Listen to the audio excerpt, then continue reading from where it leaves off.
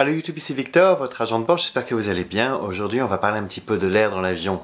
Parfois, vous prenez l'avion et puis quelques jours après, vous êtes malade. Et puis vous dites, ah, c'est l'air recyclé dans l'avion, c'est pas bon, etc. D'où vient l'air que vous respirez dans l'avion? C'est de quoi on va parler aujourd'hui. Si vous n'êtes pas encore abonné, je vous invite à le faire. Si vous voulez avoir des notifications lorsqu'il y a une nouvelle vidéo, appuyez simplement sur la cloche. Et si vous connaissez quelqu'un qui voyage bientôt, n'hésitez pas à partager cette vidéo avec lui.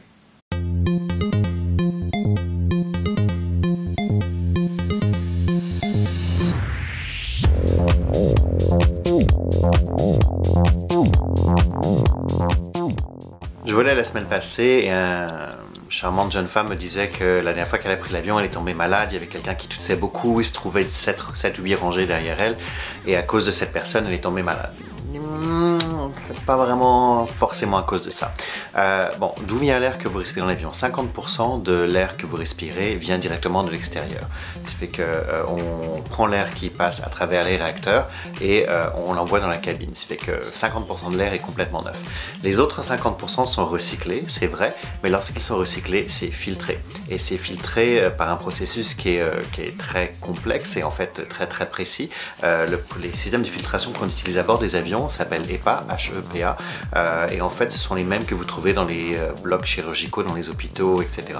Donc seulement des très fines particules peuvent passer à travers et des bactéries très fines. De mémoire, pour pouvoir passer à travers, ça doit être plus petit que 3 millièmes de millimètre. Ça fait que c'est vraiment très petit et ces filtres doivent filtrer au moins 99,7% de ces 3 millièmes de millimètre. Ça fait que c'est vraiment minime le risque que vous attrapiez quelque chose qui passe à travers l'air qui a été recyclé dans la cabine. L'air recyclé dans la cabine est aussi échangé à peu près entre 20 et 30 fois par heure, ce qui fait que les bactéries ne restent pas dans la cabine très longtemps. Aussi, d'où vient l'air que vous respirez? Bien souvent, il arrive des prises d'air qui se trouvent au-dessus de votre siège. Il y a aussi de l'air qui est envoyé sur les côtés de la cabine, au-dessus des fenêtres, et c'est là aussi que se trouve que l'air est évacué. Ce qui fait que l'air circule autour de votre siège et autour de votre rangée, mais ne va pas vraiment en avant, en arrière de l'appareil. Ce qui fait que la personne qui est malade 6 ou 7 rangs derrière vous, peu d'impact à ce qu'elle vous rende malade. Si par contre votre voisin n'arrête pas de tousser, là il y a des chances que vous puissiez tomber malade, mais c'est la même chose que si quelqu'un dans l'autobus, dans le train, à la maison, au travail, tousse à côté de vous, vous avez autant de chances d'être exposé. Là où vous devez vous protéger, c'est tout ce qui touche votre siège. Les repose-têtes ne sont pas toujours changés dans certaines compagnies aériennes. Les tablettes sont nettoyées rapidement et c'est pas un nouveau linge à chaque fois qu'il nettoie une nouvelle tablette. Donc le linge est utilisé pour 4 ou 5 rangées, ce qui fait qu'il peut y avoir des bactéries qui peuvent se promener. Et puis vous aussi, si vous allez aux toilettes, n'oubliez pas, mettez des chaussures, lavez-vous les mains. Moi, ce que j'ai toujours avec moi, c'est les petites bouteilles comme ça de gel pour nettoyer, désinfecter les mains. Et puis je me lave les mains régulièrement. Et je vous dis, je suis dans l'avion quand même assez souvent et je ne suis pas spécialement malade. Donc c'est vrai que j'ai un système immunitaire qui est devenu un petit peu moins sensible, mais nettoyez ce qui va se trouver autour de vous, les choses que vous pouvez toucher. Donc n'hésitez pas à utiliser des petits gels comme ça pour nettoyer la tablette, nettoyer votre accoudoir, tout ce que vous pouvez toucher, même votre écran lorsque vous vous installez.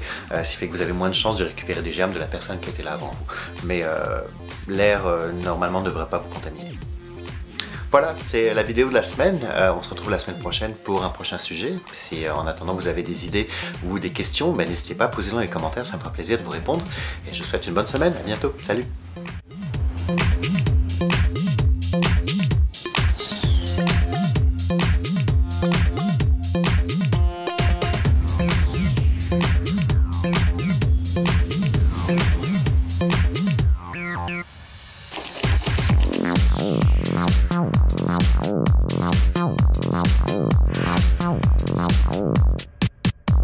Oh.